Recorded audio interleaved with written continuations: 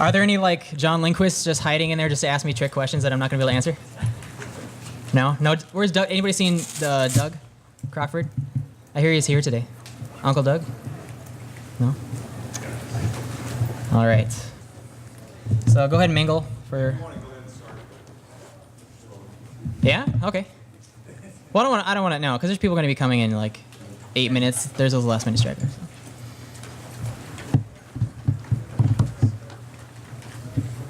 So raise your hand if you've never coded Angular. Nice. So that seems, I saw like a few people raise their hand twice. I'm on to you. All right. So my goal with this class, or this talk, I guess, is really just to kind of give a 10,000-foot view of Angular. There's a lot to cover in 50 minutes. It's kind of not even fair. So really what I want to do is by the end of this talk, you should have an idea of whether this is a framework you want to pursue in your next venture or not, if you want to let it bake some more, or if it's something you want to start mangling. But I don't expect you to have to completely grasp everything. Even if you read the docs in its entirety, there's a lot of stuff in Angular that's just kind of black magic that you really kind of have to get your head around, like transclusion and isolate scope and things. But I'm going to do my best to cover those things and outline some gotchas that we've run into. My experience with Angular, my first project was on playlist.com. That was on Angular 1.1. And it was really fun. I had come straight from Spine. So my first JavaScript framework was Backbone. And that was actually right when I was doing jQuery. So, raise your hand if you're a jQuery fanatic. Anybody? Okay, so you people specifically, try and get out of that mindset when you get into Angular world, okay? You can introduce a lot of garbage into your framework, and your peers will mock you for that. So you're going to come at Angular as a very encapsulated modular framework approach. And can you guys still hear me in the back? I'm like moving away. Yes? Good? Okay. So I'd come from Backbone. Backbone's a very verbose framework, and I love it personally because I'm kind of super anal with my code and stack all my colons, and so like Backbone was awesome for me. And then we were merged into like Ember and Spine and then Angular, and I absolutely love Angular. And there's a few things, especially JavaScript developers, you kind of have to deal with. That for a long time we've been steering away from having JavaScript in the markup, and now we're putting it back in. But I think if you just swallow that and just say, hey, it's making a very declarative app, and you don't have to necessarily do that if you want to use class-based directives, it's really cool. And the way that it's modular and encapsulated is you can have a collaborative effort. So say you have 5-10 devs on your team, it's really easy to say, hey, I need you to write this service, and you don't have to worry about them collaborating some controller, some directive. It's not all living in the same file until you build it. It's just really nice. And we're not actually starting the talk yet. I still have like 5 minutes, so I'm just rambling here. Are there any questions before we even get started?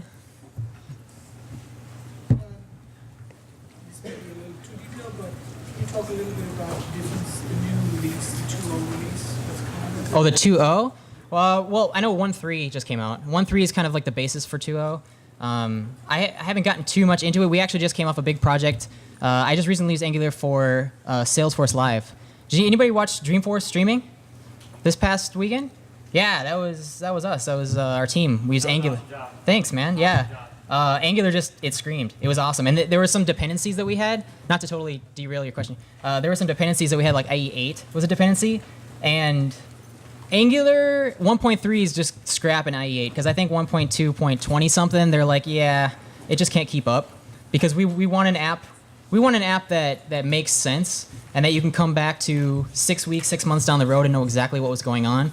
And when you have to support legacy IE, it really makes that hard. And it's a lot of garbage and stuff. But with battering and stuff, you can really isolate where your bottlenecks are. But for 1.3, I don't know. I think that I've read some things that they're going to start leveraging like ES7 stuff and like modules, and I'm not sure what they plan to do. I've really just started getting into the 1.3. What's this? Oh, the clock, the world clock, Budapest. Awesome. And yeah,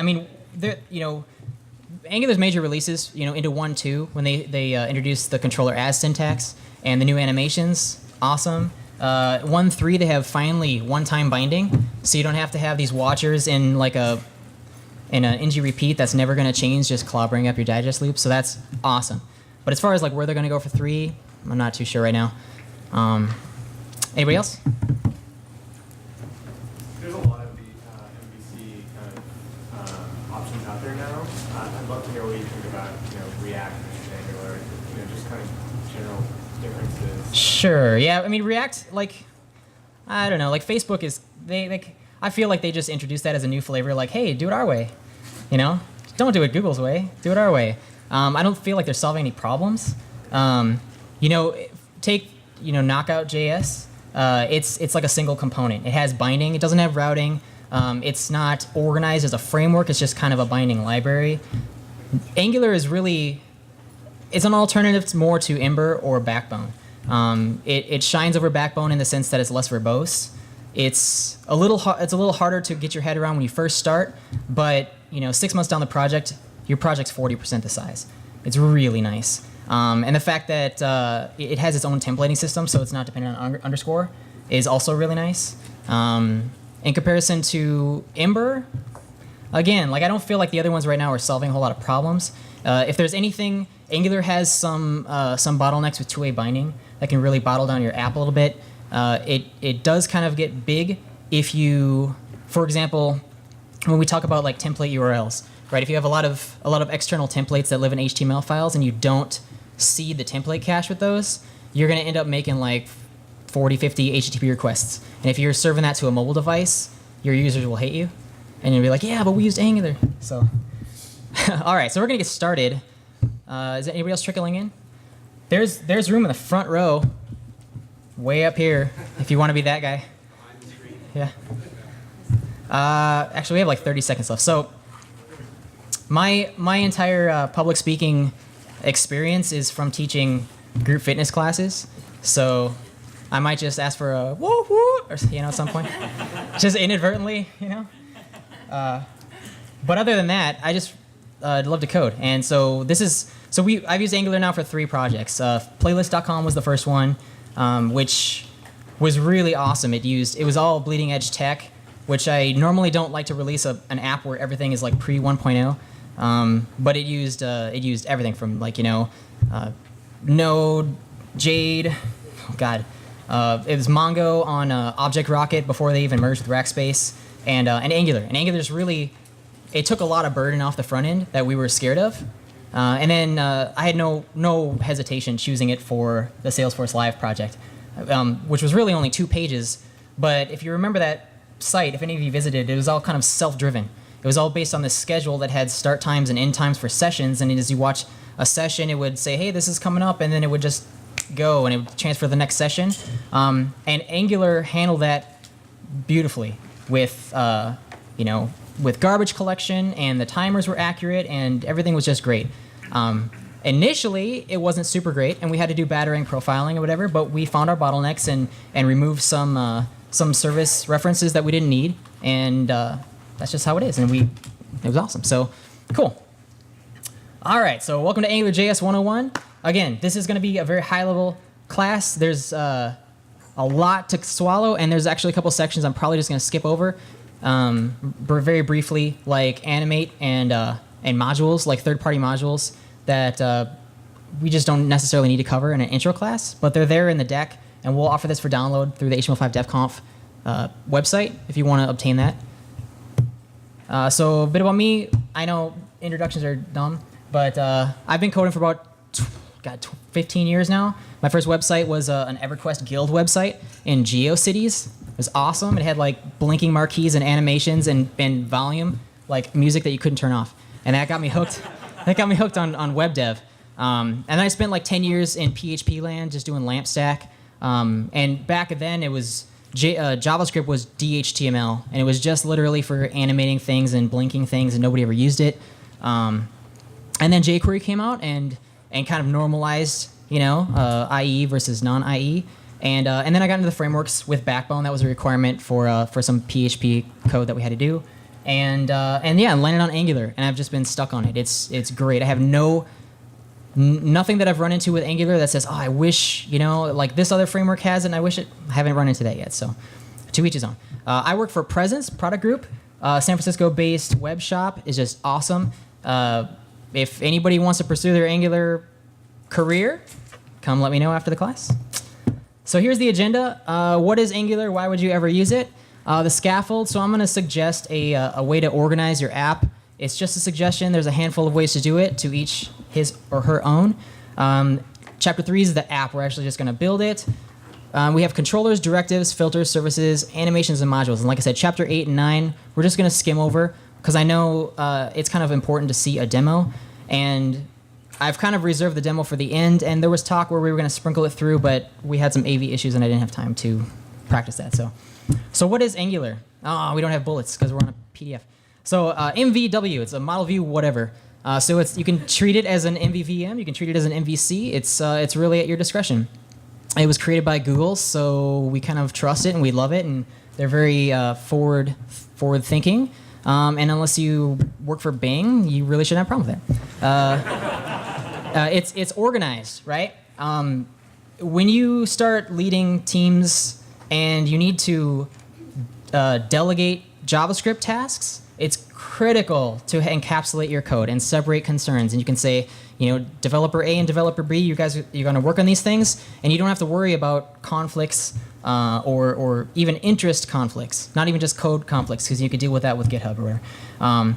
It is declarative in the sense that in your markup, you're going to have ng repeats, ng controllers. You're going to define things in your templates, and when you look at the code later on, it's going to tell you exactly what it's intending to do. So you're always declaring your intentions in the code, and it's really nice, really helpful for any other developer who's going to come along. And it's modular in the sense that, say you have a big chunk of your app, a service and a controller, for example, that is app agnostic, and you want to open source it, you totally can. You make it its own module, you open source it, and then you can inject that module into your app instead of just having it be stuck inside your app. It's super nice. Third-party modules live out there like Angular Fire. If you want to put Firebase into your app, it's super easy to do. So here's a scaffold. If you notice, I have my app directory. I have my Bower components outside the app directory. Inside my scripts, I have animations, controllers, directives, filters. So every type of Angular module that I want in there, I put it in a folder. I've also seen developers choose to put a directory for each element on their page. So like they'll have a header folder and a footer folder, and inside the header folder they'll have a header controller, a header directive, whatever. They might have a user folder that has a user service and a user controller. That's another way to do it. This is one that I prefer. It works great for me. For dependencies, I love Bower. It's super awesome. Why not use it? Grunt. You'll notice if you start doing your app like this, you're going to have a ton of files, a ton of JavaScript files. And unless you actually want to manually put script tags for each one of those files in your index page, you're going to want to use Grunt to build those, concat those, minify those, and just have one file that's just served up. Protractor is a Selenium WebDriver wrapper for Angular support. So if you're going to be doing functional testing, check out Protractor. Karma for unit testing plugs right in. It's super nice. Angular has global, like pseudo global wrappers for mocking the global scope. You'll see like $window, $interval. You don't actually reference window.anything. It's $window. You inject it, and then you can use those for unit tests. It's really handy. Batarang, I already mentioned, that's a profiling tool. It's absolutely imperative that you get it, and it's a Chrome plugin, and it'll monitor your app and tell you where all the bottlenecks are, where the scope digesters are taking too long. And then Yeoman, if you just want an Angular app up in like 30 seconds, just download Yeoman, get a Yeoman Angular generator, Yo Angular, and you have basically this scaffold with Grunt, with Connect and Express already set to go. And I think it actually installs Sass, if you're a Sass person. So here's the app, right? We have our index.html page, and on the body tag, we have ngApp equals ng101. And ngApp is a directive, right? So Angular has a bunch of core directives built in, like ngApp. You'll see ngController right next to it. You have ngView in the div below it. And the built-in ones are very handy, and you're going to leverage them, and you can override them if you want to change their behavior. But most of the time, you're going to create your own directives. These are attribute-restricted directives, and you'll notice that there's different types of restrictions on these. So ngApp is a directive. It's going to define the scope of your application, and it accepts the app name. So You can put it on any container dev you want. It doesn't have to live on the body. For example, it's at the Salesforce project, we didn't have access to the global header or footer, so we just had a container wrapper and we put it on there and it worked just fine. The ngView is going to be the container for your route output. So if you have a single page app and you have different routes that serve up a route template, that's going to be served up inside this ngView. So if you don't have a single page app with routing, you can totally omit that. The ng controller of root controller, I'll get into that later. But you'll notice I just have this build.js in there. That's just the idea is that you have one file that's going to contain your entire app. So this is app.js in a nutshell. This is really all you need to start making controllers. You'll notice we have angular.module, and then we have our app name. In the spirit of keeping things out of the global scope, that's all you have to do to make controllers and directives. I see a lot of tutorials out there that say, var app equals this, and then app.whatever. You don't have to do that. You can totally just do angular.module, ng101, or whatever you call your app, and then just start making other stuff. So this is a more fleshed out app.js, and this is the one we're going to be using for our talk today. And you'll see we have ng101 is the module name, and then we have an array of stuff, ngAnimate, cookies, and whatever. And I believe is 1.2, they segregated out all the bloat of the Angular core into these modules. So you don't have to have cookie support, and ngTouch is swipe for mobiles. You don't have to have that in your main Angular core if you don't want it, if you're not going to use it. And so you can inject all the features you want here. And then, for example, you say I have ngJQuery. That's just a custom module that I had created because I don't want to reference $ whatever, assuming that there's a window.$, assuming that points to window.jQuery. That's a big code smell. You want to keep that out of your app. So I just wrapped it in a module here, and I can inject it just like this. You'd also put Angular Fire or anything inside here. But these are app-level module dependency injection. And then we have a config block. And you notice here I have route provider. I'm passing it in as a string. And then inside the function, I have the same thing, route provider. Now, Angular has a tool, I believe it's a grunt tool, called ngmin. That'll do this for you. It's minification-proof dependency injection, because that route provider is going to turn into like A, right? And then it's not going to have a reference to that. So a good practice is just to code it by hand. Don't worry about the ngmin, just code it. So by passing that in as a string, route provider is going to have context in the block below. Now in the config block, we'll get into this a little later. Services and factories are assigned to a provider. So later on, when you inject HTTP, it's actually going to look for HTTP provider. When you make a user service, it's going to look up user service provider. Here, we only have access to the providers in the config block because Angular actually hasn't run yet, right? So what we're doing is we're assigning our routes. So we're using the route provider, and it's a really simple route. When it's the root, we're going to assign a template URL of main.html, and we're going to create a controller, main controller, as a lowercase main controller. Now that main CTRL as lowercase main CTRL, that's a new syntax of Angular 1.2 called the controller as syntax, which really helps inside your templates where you don't just have a variable foo just sitting there. You don't know where foo belongs. Now you have main CTRL.foo, and now you know exactly which controller it belongs to, where to look, where that binding lives. So the capital main CTRL is the controller name, and then the lowercase main CTRL is going to be how it's referenced inside your templates, okay? And then we have an otherwise. If it's any other route, we're just going to route it back to root because we don't really care right now. Controllers. So controllers create scope. It's lexical scoping just like any other JavaScript application, and that scope propagates. So notice on the body I had that root controller. That's basically going to be a catch-all for like route change errors and whatnot. But yeah, you can use the root scope. You can propagate up scope, or you can just assume that parent scope exists. Controllers are instances. They can be instantiated from routes, directives, or the markup. And that's actually a good thing to note, especially if you're just starting out.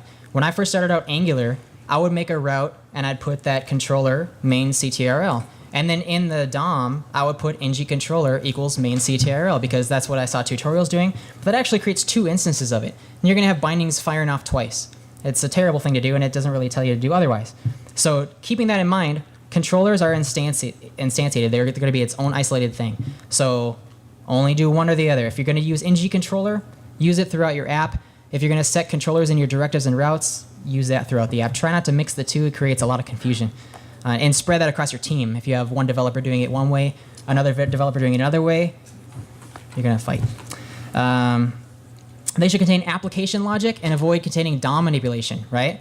So separation of concerns, it's really easy, jQuery people, to put $, select some div somewhere, and just do something with it inside of a controller. And Angular's not going to tell you, hey, you're doing this completely incorrectly. But yeah, you don't really want to do that. Controllers are really for making service calls, setting properties, creating bindings, firing off timers, firing events to the root scope, something along those lines. And then the directives are going to handle DOM stuff. Controllers can be inherited through scope propagation, like I mentioned, or through directives via require. So when we go through directives, it has a bunch of properties. You can require a parent directive, and you'll actually get that parent directives controller. It's really handy. So routing, again, we cover this pretty thoroughly here. So our main, so if you see the yellow, main CTRL is going to be referenced in the controller below it as that controller's name, right? So on the second block, controller is main.js. We're just creating a new controller, and you notice we have Angular module ng101, right? So we're not cluttering the global scope at all. We're already using Angular because it lives in the global scope. And we're creating a controller named main.ctrl, and it's being referenced inside that route. Super handy. Now, the blue, this.message, message is a property on the scope. Now, you'll notice a lot of Angular tutorials will have a $ scope that gets injected. It's pretty much the same thing. It's the same reference. So this is going to reference the scope, and $ scope will reference the scope. The difference is this.message is going to reference the lowercase main CTRL, right? So if you have a controller as and you're doing main CTRL dot something in your templates, this is going to reference that. $ scope, if you notice the third thing, it's gonna it can be used instead of this, and it also offers API methods like watch, digest, and apply. So if you want to do a scope apply, say you have a jQuery event that lives outside of Angular's little context, and you want it to update the scope, you need to do a scope apply. You need to trigger Angular's digest loop. But that's more of advanced stuff. You don't have to worry about it. So here's our root controller. We just have a simple controller, which is it's going to do is handle route change errors, and it just lives on the body because we don't want this to live anywhere else. The root scope in green is being brought in as a string, and again, this is minification-proof dependency injections. Super handy. You don't have to use require.js. It's already here for you. The blue root scope is what's actually going to be brought in as the object reference. But if you minify this, the blue root scope is going to be renamed to A or B, and there's no A provider. There's no B provider, right? And if you notice these $ variables that get injected, those are provider lookups. So they can technically be out of order. If you wanted, you could put window first and root scope second, and then in the function you just switch those two, window first, root scope second. But they're not in an argument order requirement, if that makes sense. So we pull in root scope, it's going to look up a root scope provider, and now we're just doing an on route change error. So hey, if we pass in a route and we have a promise inside that route resolve that is going to get rejected, that'll fire this thing off, and we're doing a window alert, which is an awesome thing to do on production. And if you notice here, we bring in $window. Right, and I'm just reiterating, you never want to assume anything in the global scope. It's just a code smell, and you're all very intelligent people, you already know that. But this is Angular's way to do that. They have a mocked up global scope that is great for unit testing. It's super testable, and you just use $window. So binding in Angular is extremely easy. In the controller on the first block, I have this .class name equals a string, and I have this .message equals a string. In the template on the bottom, I have two types of binding. Angular 1.3 that just came out has a one-time binding. It is seriously a godsend. It is so awesome because two-way binding in Angular creates a watcher, and if you have a ton of watchers, it just slows your app down to nothing. And there's a lot of times you don't need it to care anymore. If you have a menu list that lives in a JSON that comes from some service, and the menu is never going to change for a month, you don't need Angular to worry about that. So you can have one-time bindings for those. The normal way is a two-way binding. So Angular is going to put a watcher on that, and if that property changes anywhere that is being referenced, it'll update throughout the entire app. It does a scope digest, and the app is the wiser. So if you can see the third line there, I have an input text, and I have an ngModel equals main.ctrl.message. And that's ngModel is another directive that Angular provides, and so that's literally going to give me a text box that's going to contain the value of the message, which is welcome to HTML5DevConf, and I can start typing, and that H3 that has the same property is just going to update as I'm typing. It's super easy to do binding in Angular. Here's another proof of concept. So we're just going to pull an interval, and we're just going to do an interval loop every second. And notice how I'm doing a bind this. That's one way if you don't like doing bind this all through your app, or if you have to support IE 7 or something. You can use $scope and just do that and use a closure instead of binding this. So I'm just updating that every second, and you'll see in that H3 on the template, I'm just referencing the property. And this .now, the main ctrl.now, is going to have the new timestamp every second. It just automatically works. Any questions so far about controllers? Like 10 seconds of controllers? There's no one-way binding? Huh? There's no one-way binding? Yeah, the one-way binding is... There's one-way binding? One-time binding right now is to prefix it with the 2 colons. 2 colons means it's one. 2 colons means it's one time. Angular is going to create the binding, and then it's going to remove the watcher. So that's really handy for that. And the other things you said you need to quote root scope. Why didn't you not need to quote it in the interface?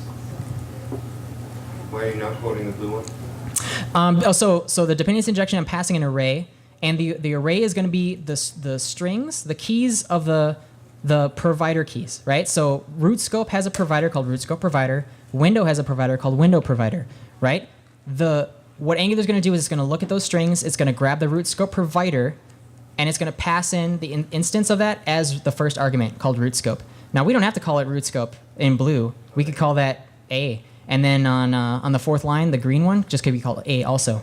But the idea is if you don't want to code all this with the strings and stuff, you can use ngmin. Just look that up, ng-min. And instead of passing an array after the root controller, I would just literally pass the function and just assume that root scope and window are going to exist. And then ngmin will rebuild your code to include this. But I just like to code it ahead of time. I don't like to rely on build processes so much. Okay, so directives. And again, I had these all as bullets in a keynote, and they're like, oh, MacBook Airs don't work here, so we're in a PDF. Components or containers. There's really 2 types of directives. You have a component is going to be, say, a button that you just want to reuse across your whole app. A container might be a form that has a bunch of stuff. It might contain other directives. And that's generally how people are approaching directives. It's not to say you can't figure out some other magical way to do it. But when you're coding your directives, kind of think of it either as a portable thing or a container that contains those portable things. Core or custom directives. You've seen a bunch of core ones: ng repeat, ng controller, ng view, ng app. Those are all directives. They can inherit scope or they can isolate it. Isolate scope is kind of confusing when you read it in the docs. It's actually super simple. All it does is if you have 4 or 5 buttons that are all the same directive, right? Button, button, button, button. And they don't have an isolate scope, if you update a scope property, they're all going to change. If each of them has a scope property inside it, they have to have unique binding. And then only one of them is going to update if you bind it that way, okay? Support for multiple binding types passed as an attribute. So you saw we had a ngApp equals ng101, right? That's a binding. It's probably taking it as a string and then just using it as a key. We'll get into that in a little bit. Directives are self-aware, and they discourage DOM traversal. So like I mentioned, you really want to avoid putting jQuery in there and just start traversing the DOM because you don't need to. A directive is a DOM node. It knows about itself. It has jQuery-Lite built in if you do need to traverse, but really it's already a reference. You don't need to go finding things, and if you need to find things, make another directive and you can inherit it. It's nice that way. Directives are tricky when you're first starting out, simply because of this cryptic syntax that some developer at Google thought it'd be hilarious to put in, which is here. So you'll notice, we'll start at the top. So we just have Angular module ng101 is the same syntax we've been using to create our app, to create the controller, and now we're going to create a directive. We're going to call it movie, and we can inject dependencies if we want. This one doesn't need any. We're restricting on E, and that just means it's an element. That means you'd have a movie tag, right? You could also restrict on A, C, or M, which is an attribute, a comment, an attribute, a class, or a comment, and we'll get into that in a second. Here's the isolate scope. So you have a scope object, which means that it's going to have its own scope. It's not going to use its controller's scope. So if you have a controller of, say, the movie controller, and it has scope stuff, this isn't going to use that. This is going to use its own scope, so it's going to have an actual binding specified in here. So we have 3 types of scope binding references here. We have the @ sign. This is the cryptic stuff. The @ sign is going to be a literal value, which is if I pass in foo, like title equals foo. So I have movie is the tag, title equals foo. In here, scope.foo is going to be the word, or scope.title is going to be foo. It's going to be the string. Meta is going to be an object, two-way binding. So if you have on the controller, if you have main control.meta is an object which contains stuff, you could have movie meta equals main control.meta, and now you have that object inside your scope, and you can reference the stuff. And if you update a property to that, the controller is going to know about it because it's got that cool two-way binding. For example, click is when you want to pass an expression. So say you have a button that has a click callback, but you don't want the directive to do, you don't want it to know what it's going to do. It just, if someone clicks it, you want it to do something, that's going to be defined somewhere in the controller. So you would say click equals main control dot callback as a function, and you're going to pass it in with this ampersand. And now Angular knows that it's getting an expression, and it's gonna fire that off. So if you do scope dot click and you invoke that, it's actually going to fire off main controller dot whatever callback. It's pretty cool that way. But this is something you're going to read the docs for 2 days. You're going to figure, oh, why isn't this working? This is just one of those things. How I remember this is the first one, title. It looks like a piece of string that got thrown on the floor. It's a string, right? Meta, the two-way, it looks like maybe two arrows are pointing to each other. And then click. I'm a musician, so that looks like a treble clef to me, and music is expressive, so that's how I remember that one. So maybe that'll help you guys. So these are the directive restrictions, right? And you can, by the way, going back real quickly, that restrict E, you could have it restrict to all of them if you want. If you want this movie to be an element or an attribute or a class or any of the above, you can have E, A, C, or whatever. You just put them all in the same line. So directive restrictions. So here's the element. We have a movie tag. You see, it's taking that title, which is just going to be a string, and that's how you pass in.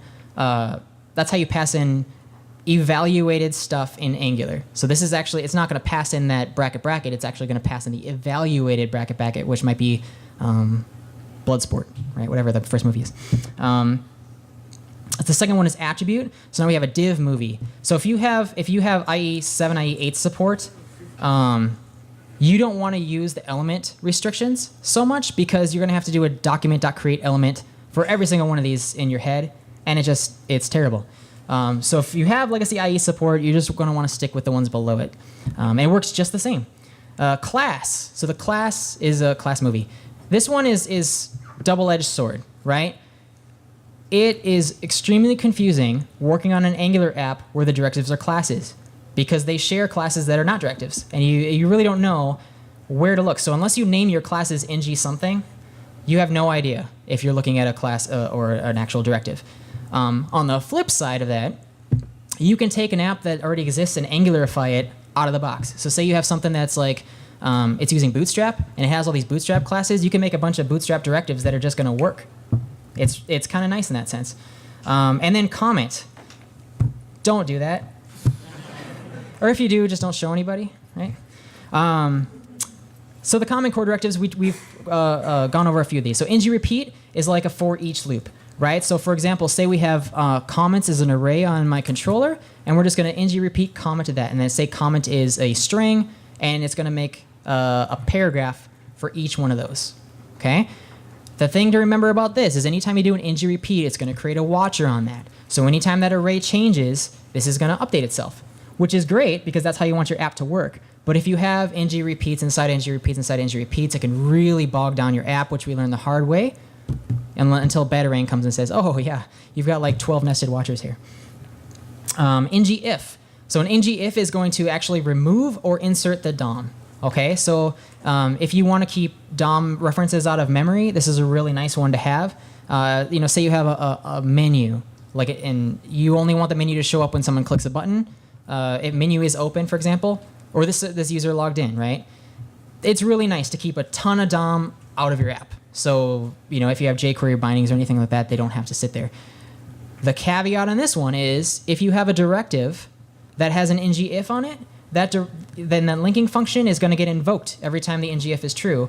And when ngIf is false, it's going to get destroyed. That scope's going to get destroyed. So if you have a parent directive that's being required into a child directive and this thing's toggling, you're going to lose reference to that. We also learned that the hard way. So right, oh, no, okay. ngShow is like a display block, display none. Super handy. So if you have that scenario I just gave you, use ngShow instead of ngIf.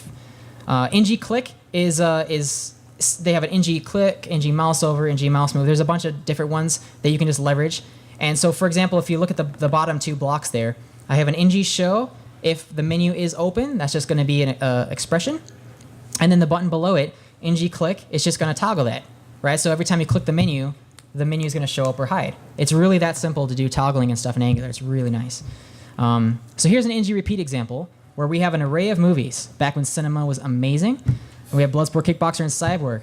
And then we're just doing a repeat on them, right? So we have our movie directive, which is going to ng repeat movie in main control.movies. So the movie, the blue one, is each object, the title and the year, title and the year. That's going to be each object that shows up. And then the title, we're going to pass in the movie's title. So you're going to see three, I think we were using H3 as the template. You're going to see Bloodsport, Kickboxer, and Cyborg. And I don't know if anybody is a musician in here. Fun fact about Cyborg with Jean-Claude Van Damme, all the character names were music brands. Gibson Rickenbacker, Fender Tremolo, and A.D. Simmons. They just never changed them. That's fantastic. So what about this, okay? We're going to skim over this really quickly.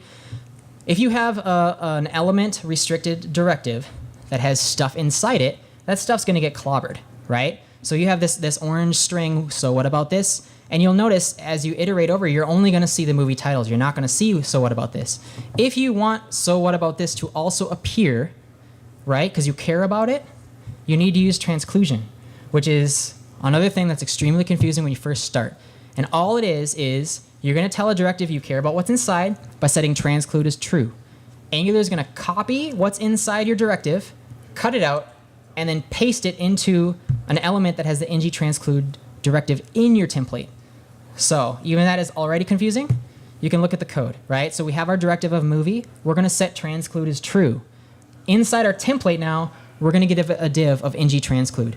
So now what you see is you see the H3 of Bloodsport, Kickboxer, and you're also going to see so what about this? So what about this? Right? That's how you get it in there. So if you have a third party something or another, say this happened to us on playlist.com where we had media-element.js, right? So we had like a video container that had a bunch of like jQuery bindings for click events and buttons and stuff, and we wanted to put that inside of our directive. And you have to use transclusion for those click events and the click bindings to preserve. If you just put it inside the directive, nothing's going to happen. It's going to get clobbered. It's not going to work. So transclusion takes all this stuff, compiles it, puts it inside of anywhere you put in ng transclude. So the template before, we just had some literal HTML in our JavaScript, which is always a terrible thing to do because then you have to concatenate, you have to escape. It just sucks. Afterwards, we're going to use a template URL instead, and we're just going to give it a path to an HTML file, and then you'll notice the HTML file contains exactly the same thing that was in that string. Two nice things about this. One is you get to separate your concerns again. You can have a front-end developer who only knows HTML. Just go ahead and make these templates. They don't even have to touch the JavaScript. It's super nice. Angular is going to take that app views partials movie.html. First thing it's going to do is going to make an AJAX request, pull it in, and then it's going to use that string as a template cache key. Okay, so it's going to make one request, then it's going to make a key for the cache, and then every subsequent reference to that, it's just going to pull it from the cache. Now, if you have grunt, you're going to want to seed your template cache, right? So if you have a very flushed out application that has 40 or 50 templates and partials and whatnot, you run, I think it's just ng template or something. It's a grunt. I'll find it at the end. It's going to go through all your directives, pre-seed the template cache, and then in your build script, you're going to see all your templates at the bottom, and then there are no HTTP requests for any of those. Really nice. Especially, like I said, if you're on a mobile device, and every HTTP request is critical. Filters, we're just going to skim over these really quickly. Angular offers a way to decorate stuff.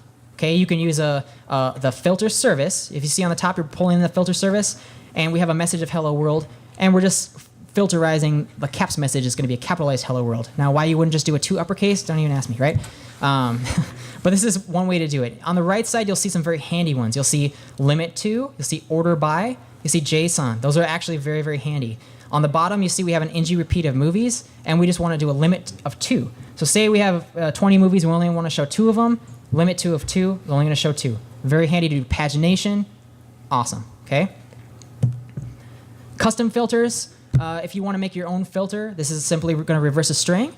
So we just have a filter called reverse, which is a function that's going to return a function that accepts text. This is kind of funky syntax. Don't expect you to remember the first try. It's going to split it, reverse it, join it back, and as you see on the bottom, we have our message. We pipe it with reverse. That's the name of our filter.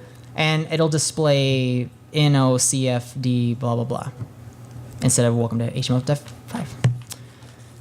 Services. How am I doing on time? I'm good. Okay. Services persist data across controllers. So remember, controllers are instances. Services are singletons. So say you have a header and a footer. And these are each scopes. They're each controllers, and they each want to know if a user is logged in or not, right? Because if a user is logged in, you want to show a log out button, right?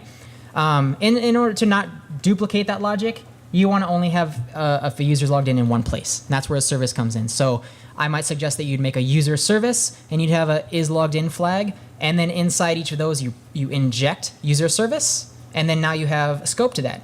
And then anywhere in your app, if you inject user service and change that logged out to false, those two are going to know about it, and they're going to change. Okay? They use AngularJS's factory pattern. So you might see tutorials mentioning factories. You might see mentioning services. They're basically the exact same thing, other than that one returns a function, one returns an object, like that references a function. I don't remember. Like, I never use factories. I always use services. They're basically one and the same. They can be injected into controllers, directives, filters, animations, and other services. Anywhere you can inject a dependency injection, you can inject your service. Now, number 5 there, they cannot circular reference. So that's something to think about very early on. Before you even start coding, think about where the primary bulk of your logic is going to live, especially if you have third-party actual remote services, like you need to pull in some JSON from here and you need to do something from here, or update Mongo or something along those lines. If you have service A injecting service B cannot inject service A. You'll get a cyclic dependency, and Angular will just yell at you. And the tricky part about this is usually you're like 80% into your app, and then, oh yeah, I need this so-and-so, and you inject it, and you're like, oh, shoot. This is already being injected there. And then you have to kind of refactor how you think about those things. So if I could give any advice, plan for circular reference dependency very early on, if you can. And then all you have to do is take that logic and bump it up to a new service that lives outside of that scope that can be injected to both of those, right? So it's not the end of the world. But it's nice to have kind of like a root service, like your app service.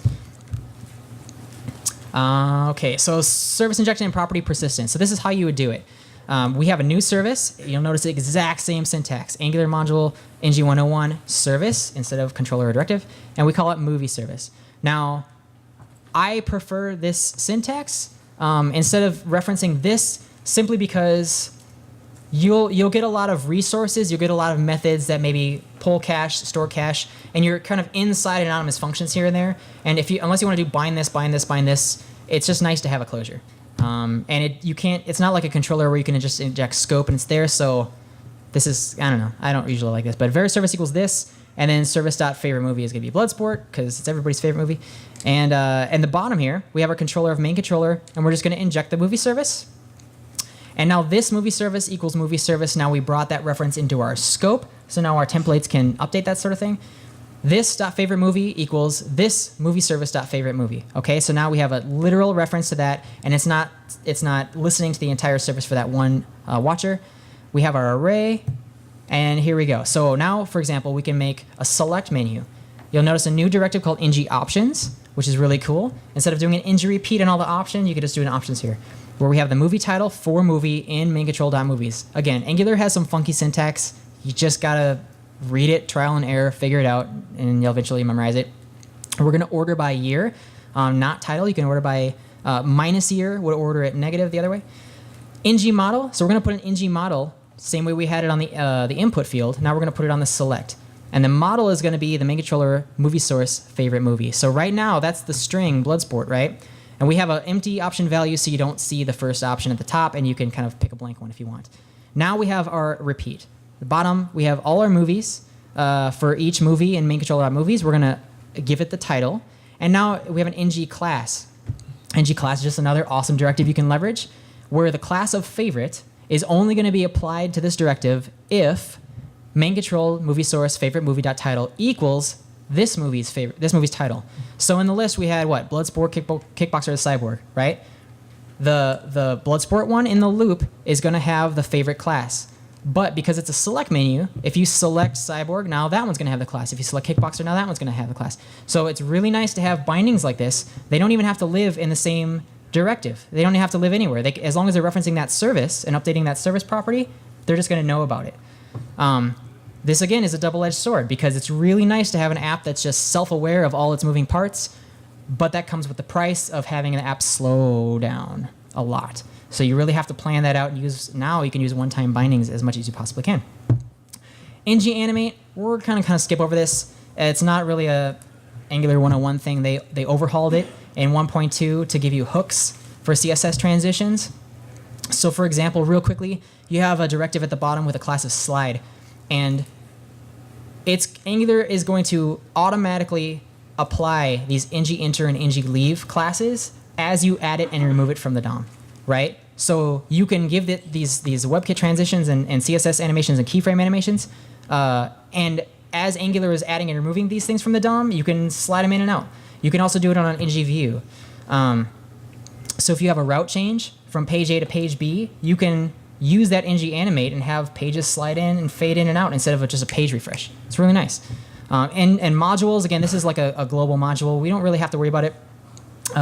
Other than I use the example of jQuery. And we have a jQuery module, which is pulling in the $sign window, and I want window.jQuery to be that. So as you see on the second block, I'm pulling in, that's actually a typo, that should just say ngJQuery. And on the third block, I have, for example, a directive called squarify that needs something other than what jQuery Lite can give, which is the height function. And so I pull in jQuery, and now I have the element. So remember, scope element attributes, the element is going to be a jQuery Lite wrapper of that element, but it doesn't have the height function that I need. So I pull in jQuery, and now I have it, and now I can use it. And it's nice that I don't have to do $sign or window.jQuery in my app. Any questions before we get into the demo? I don't know how much time I have for the demo. I have 10 minutes for the You were using window tags, but custom tags like that aren't supported. Like I think I was in trouble with that. What was the question? Your example of the partials were, I'm sorry, the net movie. Oh, movie. Tag itself. Right. So my example, he asked the movie tag, right? So how I mentioned, you have 4 types of directive restrictions: element, attribute, class, or comment, right? If you're not supporting IE8 or below, you can totally use all these HTML5 tags you want. You can make them. You would just use a div with a class, is that what you If I was going to use IE8 support, I would use an attribute. So I would have div movie, and then anything else. The nice thing, it's just more declarative to have the movie tag, right? But yeah, I see your point. And if you needed to support IE and you really wanted to use the elements, you'd have to go in your head and do document.createElementMovie, right? You'd have to do that for all your directives, and it's kind of a pain.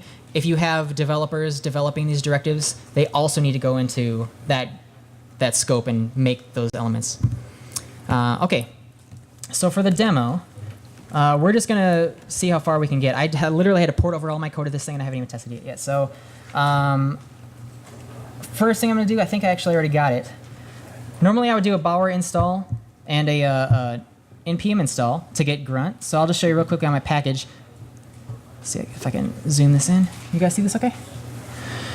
So my dev dependencies for this app, I just have grunt. And the only reason I have grunt is because I only want one file to deal with. I don't want to put a bunch of script tags in my file. And for Bower, I'm pulling in all my Angular stuff that I want, a couple that I don't need. I got Modernizer, I have jQuery, which you probably don't need also. And then 1.3.0 just came out, super stoked about that. So the first thing we're gonna do is what's up?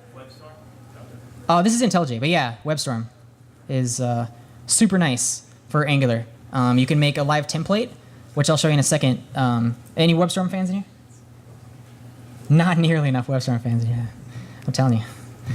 You get hooked on it. So if you see my app here, I have ngApp equals ng101, and I have my ngView.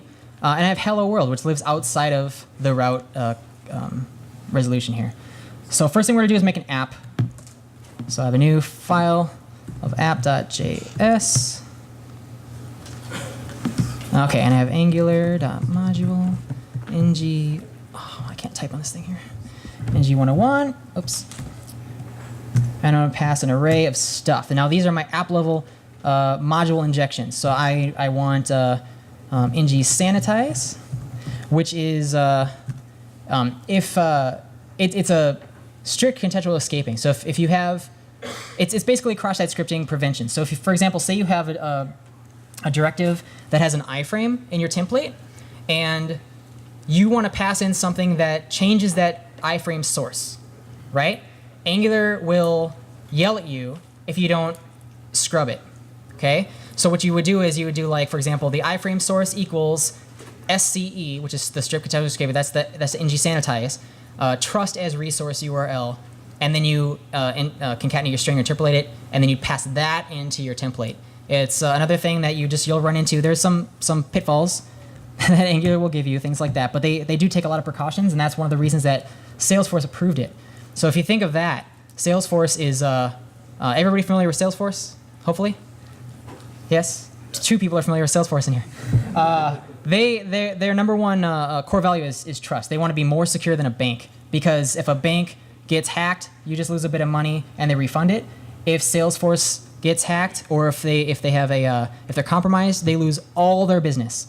Nobody trusts them anymore, and there's a lot of sensitive information that Salesforce is entrusted with, right? So ngSanitize, XSS prevention. If they trust it, hey, you should trust it. So animate.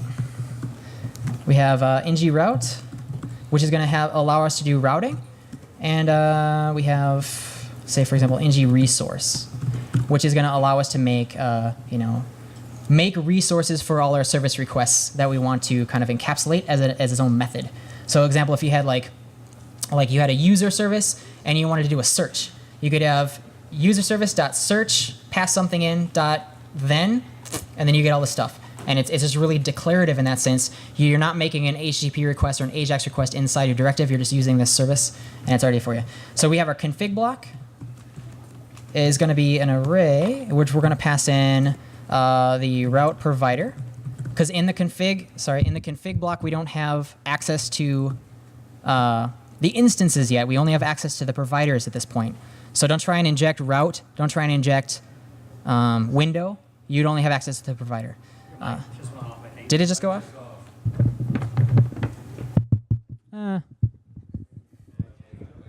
It's on now? Is it really? I can't hear myself. Okay.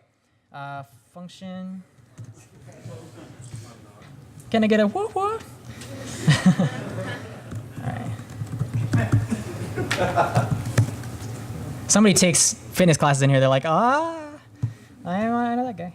And then we have a run block, which is basically going to be the same thing, but we're not going to use it. It's just really good to flush these out as you're building your app so you don't forget stuff.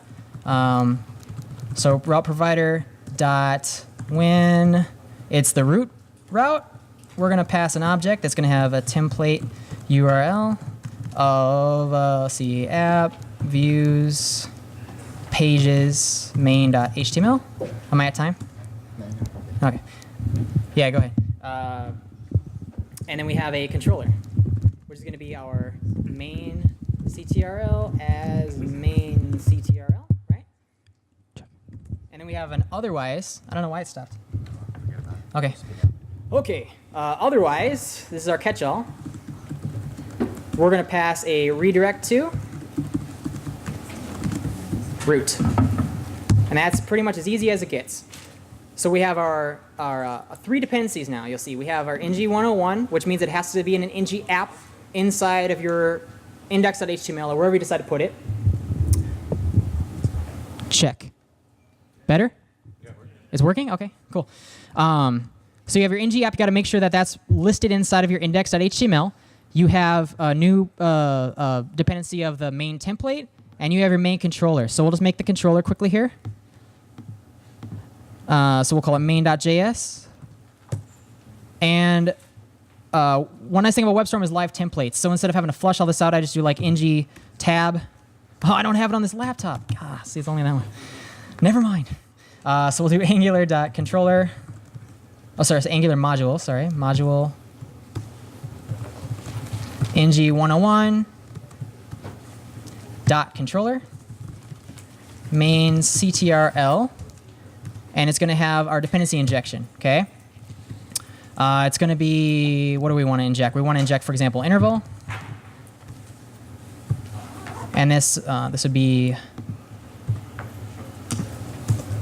function, come on, WebStorm, function interval, okay? There we go. Ta-da! All right, so here's our main controller, and we'll just do, for example, this dot class title equals AngularJS 101, and we'll do this dot greeting equals hello world. Okay, and then we just need our template. So we have our pages, new file, main.html, and for example, we'll have. Let's zoom this in. I'm just gonna clip this on you really fast. I hear the mics. Check, check. Okay, so we have an h1 tag, which is going to have a binding of main ctrl dot class title. So this is going to be the title of our class, and we'll just give it a one-way binding because the class title isn't going to change. And we'll make an h3 tag of main ctrl dot greeting here. Now we should be able to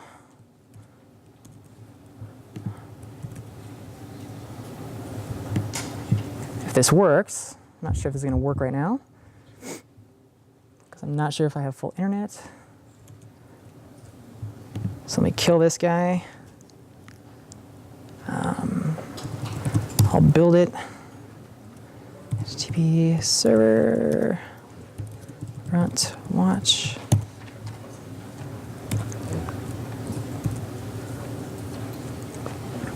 Cool. Okay, so you see AngularJS 101 came from the controller, and Hello World came from the controller, and you see this small Hello World, which is living inside of our index.html, none the wiser of our Angular application at all.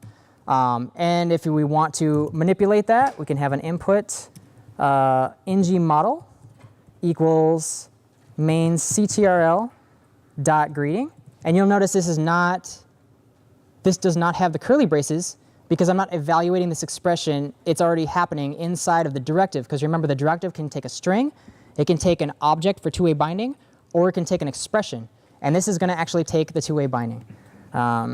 So what I can do now is refresh, and I have a text field with hello world. It's already got the contents of it, and I can update this just fine. Cool. So there's your two-way binding from ngModel. And say we want to make a quick filter. To filter that out, we'll make a new file called reverse.js, and this is our reverse filter. So Angular module ng101.filter reverse. Okay, and we're going to pass a function which is going to return a function that's going to take the text of whatever we're going to give it. That's going to return text dot split on the empty string dot reverse dot join. And now in our view here, we have the main controller dot greeting, but we're going to reverse it. So we're going to pipe reverse. And now if we go back to our page, dun, da, da. Oh, I broke it. Oh, right, because, okay. I was doing a grunt watch, and I need to build it first. I added a new file, so let's try that again.